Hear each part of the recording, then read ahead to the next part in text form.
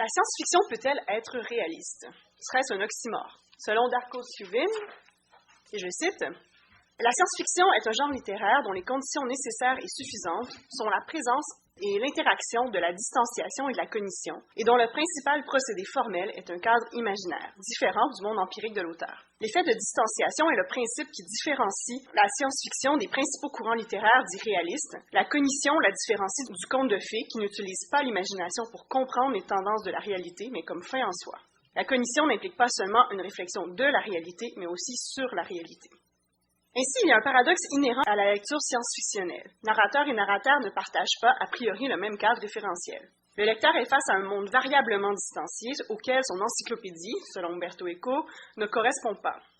Il doit tenter de reconstruire ce que Richard Saint-Gelais nomme la xéno-encyclopédie du texte. Selon lui, plusieurs stratégies ont été adoptées par les auteurs pour en transmettre des éléments, allant d'un didactisme plus ou moins honteux à un pseudo-réalisme.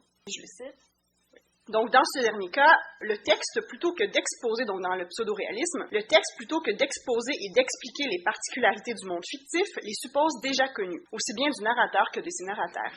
Le résultat est la dissolution de fragments d'encyclopédie dans le récit. Ce réalisme n'est en fait qu'un pseudo-réalisme, non pas parce que les textes de science-fiction font référence à des entités fictives, en cela ils ne se distinguent pas des autres romans, mais bien parce que le traitement réaliste y affecte des encyclopédies imaginaires. Au fond, ce que Saint-Gelais dit avec Gérard Cordès et Marc Angenot, c'est que la science-fiction n'est pas plus fictive qu'un texte dit réaliste. Madame Bovary n'a pas plus existé que Spock. Ils sont tous deux des signes sans référent. La différence tiendrait à ce que le texte réaliste dissimule sa distanciation, alors que la science-fiction l'expose.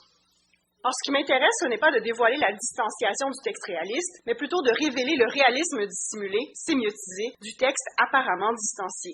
Aussi fantaisiste soit le monde fictionnel, la science-fiction ne parle jamais vraiment d'extraterrestres ou du futur. Comme toute autre littérature, elle émerge d'un imaginaire social et ne pourra jamais en être autre chose que le reflet, même déformé. En effet, chaque société imagine à sa façon l'autre, l'ailleurs et l'avenir. Roger Bosetto identifie un procédé emprunté à la peinture et utilisé en science-fiction qui, je pense, reflète bien son rapport au réel, l'anamorphose. Si dans une anamorphose, l'image semble déformée, il suffit d'adopter le bon point de vue pour établir l'illusion référentielle. De même, en science-fiction, ce que l'on perçoit comme des signes d'altérité peut aisément être reconstitué comme étant des éléments de l'imaginaire social. En fait, on pourrait dire que l'imaginaire social intersectionne avec les encyclopédies, xéno ou non, des lecteurs qui sont, selon Eco, et je le cite, des structures semi-hiérarchisées, variables selon les communautés et couvrant des domaines aussi divers que l'histoire, la géographie, la culture, sans compter les savoirs techniques. Par exemple, dans le cycle de fondation d'Isaac Asimov, les vaisseaux nucléaires de 1950 deviennent gravitiques à la fin des années 80. A priori, le détail ne semble que souligner la distanciation du texte, comme le baromètre de Flaubert en désignait la proximité. Or, le changement ne peut être imputable à la xéno-encyclopédie puisqu'il n'a rien à voir avec la cohérence cognitive de ce monde, les deux romans se déroulant à la même époque. Il s'explique plutôt par une différence de vision de l'avenir et se révèle donc être une trace du réel.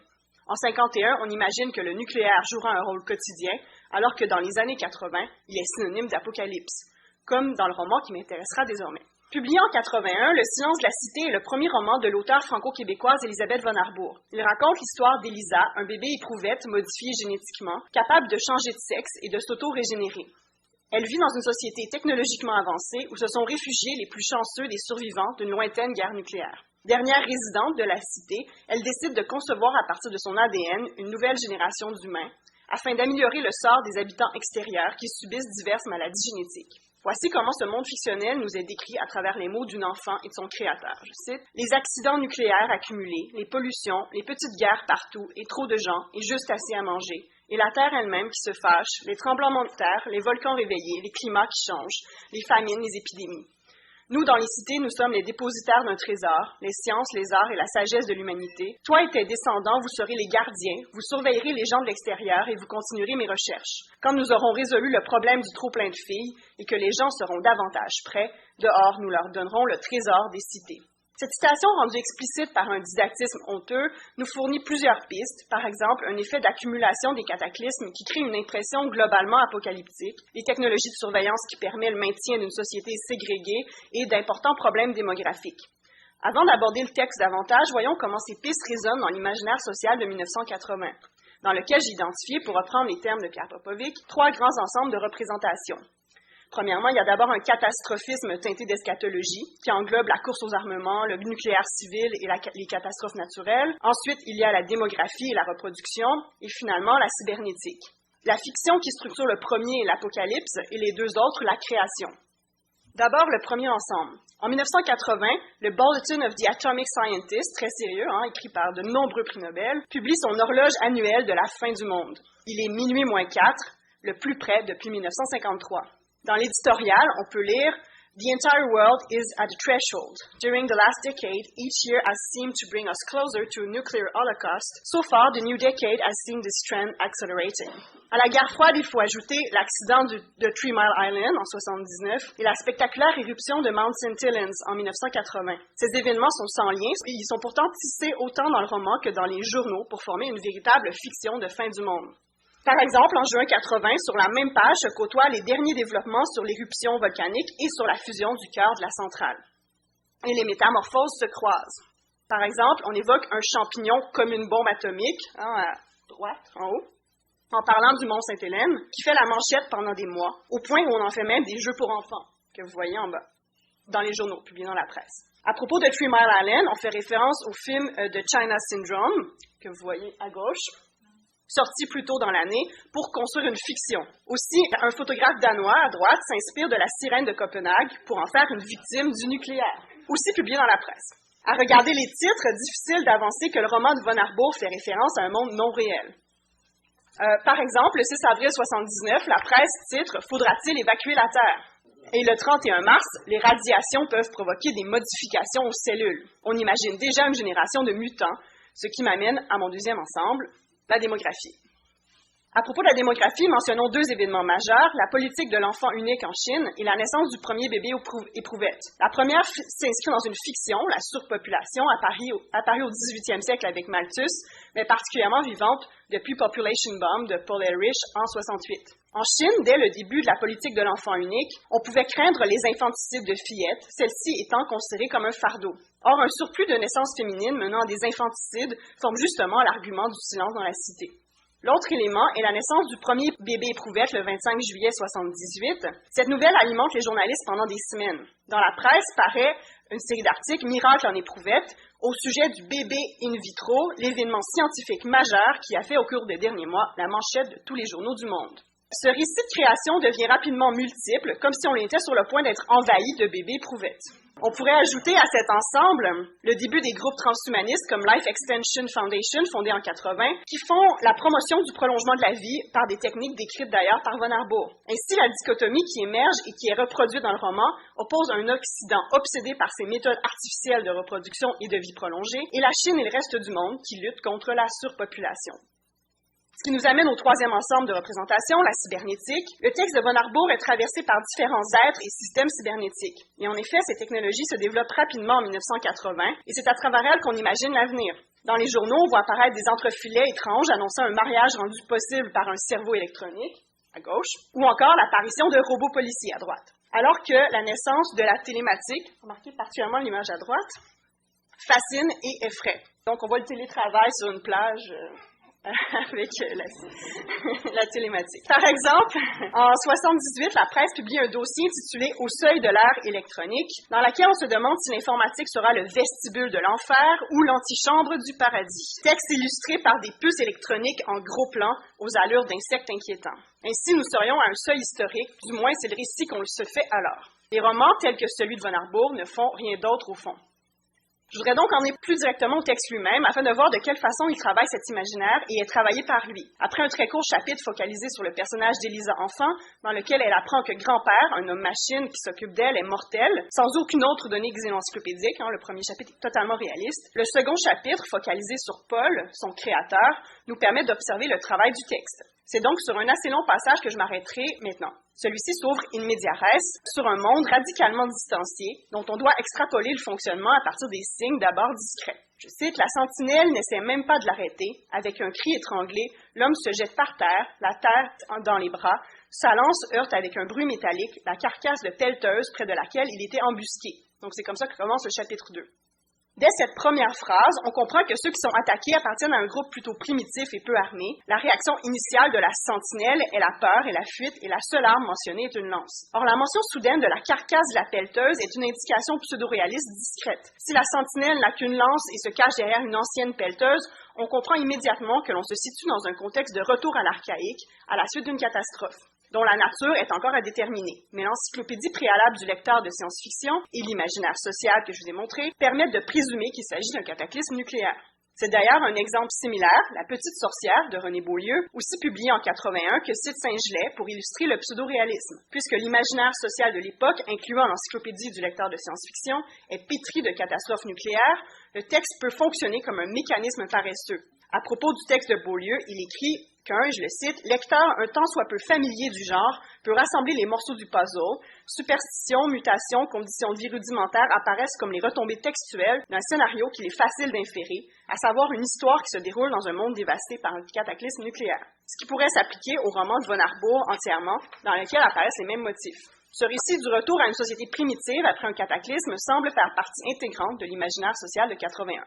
Continuons. Un chuintement sifflant, de l'eau qui se vaporise au contact de braise, la lumière du feu s'éteint. Cela ne change rien à la vision infrarouge de l'OMAC. Les formes des hommes sont toujours là, dressées, les armes à la main. Le phare frontal, pleine puissance, maintenant.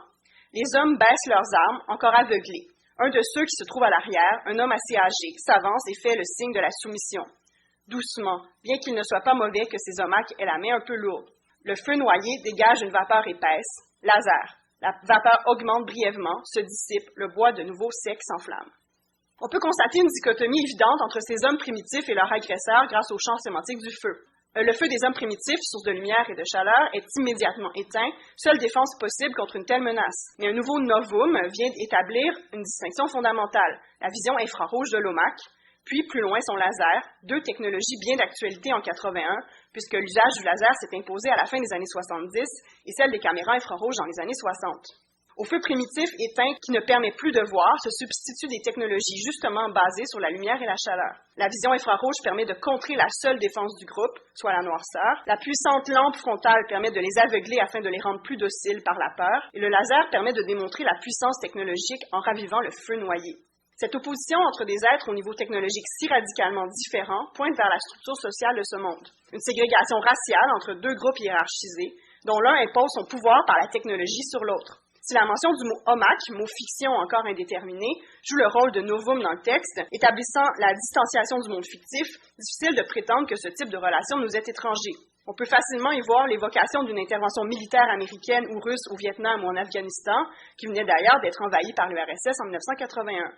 Ou encore de relents d'un colonialisme qui se croit bienveillant en utilisant un discours emprunté au paradigme pédagogique et empreint de paternalisme, puisqu'il ne serait pas mauvais que ces OMAC aient la main un peu lourde, tout à fait dans l'esprit d'une éducation punitive. La suite nous montre d'ailleurs que l'intérêt que porte l'habitant des cités sur le groupe les réduit au rang d'objet d'étude. Rassembler les enfants. Des femmes s'avancent, les épaules courbées, tirant et poussant les enfants qui s'accrochent à leur tunique. 3 garçons, apparemment normaux. Ces femelles du Nord ont un bon rendement. Mais combien de filles ont été éliminées? Et combien de naissances anormales? Le premier garçon pousse un cri de douleur et de surprise quand l'ongle tranchant de l'OMAC lui ouvre la peau du front. Le front lavé de 2 des filles montre la coupure bien nette. Sur le front de la fille et du garçon qui reste, la blessure est déjà refermée. Un balayage rapide au scanner montre que les cellules sont en train de se reconstituer. Qui sont les parents de ces enfants? Un homme s'approche avec des cheveux tout blancs. Il est jeune cependant, guère plus de 25 ans. Dégénérescence chez le père? Il faudra surveiller ce trait. Il y a beaucoup d'éléments qui, ici, pointent vers une idéologie coloniale partiellement réinventée, passant d'une anthropobiologie à une approche génétique et épidémiologique, mais aussi tournée vers des problèmes de démographie. Le déséquilibre des naissances garçons-filles et les infanticides qui en résultent évoquent la Chine. Les naissances anormales s'inscrivent dans un discours du nucléaire tératogène de l'époque et l'évocation d'une dégénérescence possible du père nous replonge dans l'eugénisme. Aussi, la peur d'un vieillissement prématuré et la volonté de surveiller ce trait s'inscrit dans un transhumanisme et n'oublions pas que l'objectif de cette étude des populations est la récolte de gènes mutés pour la création d'une créature idéale amenée à devenir père et mère de l'humanité. Mais pour en revenir au colonialisme réinventé, l'approche idéologique est également révélatrice d'un changement dans l'imaginaire social. Plutôt que d'imposer une gouvernance infantilisante supposément civilisatrice et alimentée par l'esclavagisme, il s'agit désormais d'une approche industrielle puisque les populations ne sont pas prises en charge, elles sont plutôt utilisées au besoin avec une grande violence et dans l'optique qu'elles en bénéficieront dans un avenir très éloigné lorsqu'elles seront prêtes à recevoir les trésors des cités. Un autre élément qui permet au texte d'ancrer cette idéologie coloniale dans la fin du 20e siècle est l'interface technologique qui fait écran entre les deux groupes et rappelle ces drones qui font écran entre les soldats et le champ de bataille, et ce depuis leur utilisation au Vietnam. La suite du texte précise davantage le fonctionnement de cet interfaçage. Arrivé au Modex, l'OMAC attache l'homme et la femme sur leur siège, les endort et démarre. Paul enclenche l'automatique et se renverse en arrière avec un soupir, tandis que les écrans s'éteignent. Il demeure un moment immobile dans le fin réseau de fils qui recouvre sa tête et son corps, puis détache une à une des électrodes. Les yeux du robot, le nez, les oreilles, la voix du robot, les mains du robot, ses jambes. Comme d'habitude, il se sent un peu vide, un peu mou, amputé de ce corps plus puissant que ne sera jamais le sien et dépourvu de sens qu'il ne possédera jamais. Si le Modex laisse supposer l'existence d'un moyen de transport sans pilote apparenté à un drone, cet extrait nous révèle surtout que l'OMAC est en fait un avatar robotisé contrôlé à distance par un scientifique, Paul, à l'abri dans sa cité. À un premier niveau, on peut y voir une référence au fantasme de la télématique, mais c'est surtout le rapport au réel, au corps et à la technologie qui est en jeu. Avec cet avatar robotique, l'interface se dédouble. D'une part, les primitifs sont devant un être mécanique qui dissimule son humanité pour mieux imposer son autorité. La puissance de cette machine et l'asymétrie de moyens qu'elle impose rend littéralement obsolescent et superflu l'humain, pour reprendre Anders et Arendt. Inversement, Paul n'a accès à la réalité extérieure que grâce à une interface homme-machine, qui établit une équivalence entre son corps biologique et son corps machinique, décrit comme de simples prothèses interchangeables.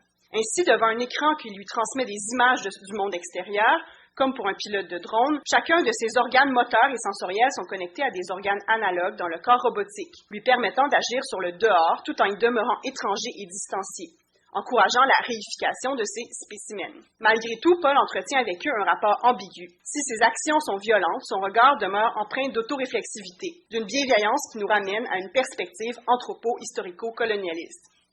Mon dernier extrait. Combien parmi les tribus croient vraiment que les OMAC sont des êtres surnaturels, les hommes-machines? Combien à la surface savent encore ce que signifie le nom de leurs ancêtres, plus perspicaces qu'eux, ont donné aux robots des cités souterraines? Plus perspicaces vraiment?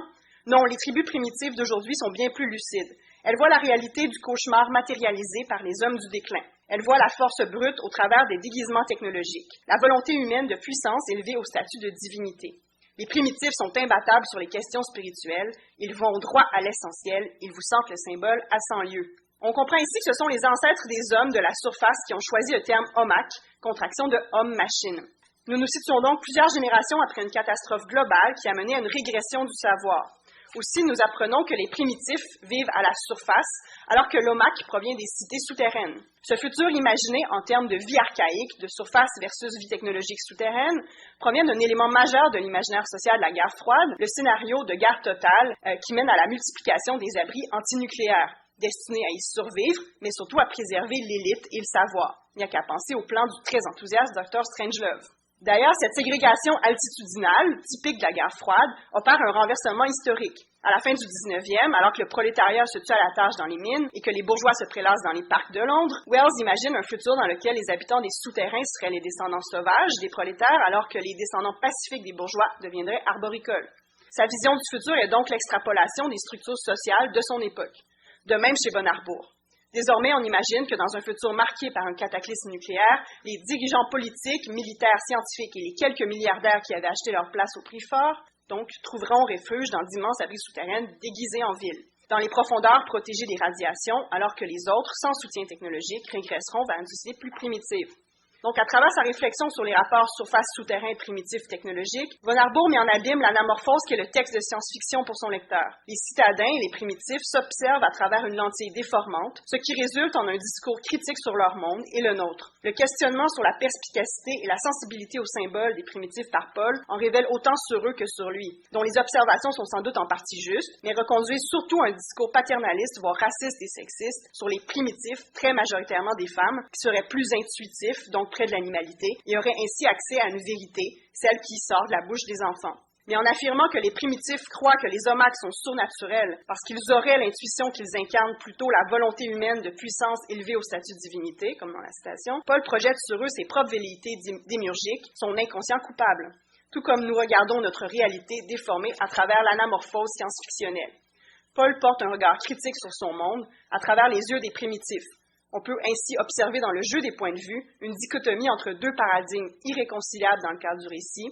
À la surface, la croissance dans le surnaturel fait de la technologie une manifestation magique auquel il faut se soumettre sans résistance, alors que sous terre, l'obsession pour une conception scientifique du monde transforme littéralement les hommes en machines tout aussi aliénés. Merci.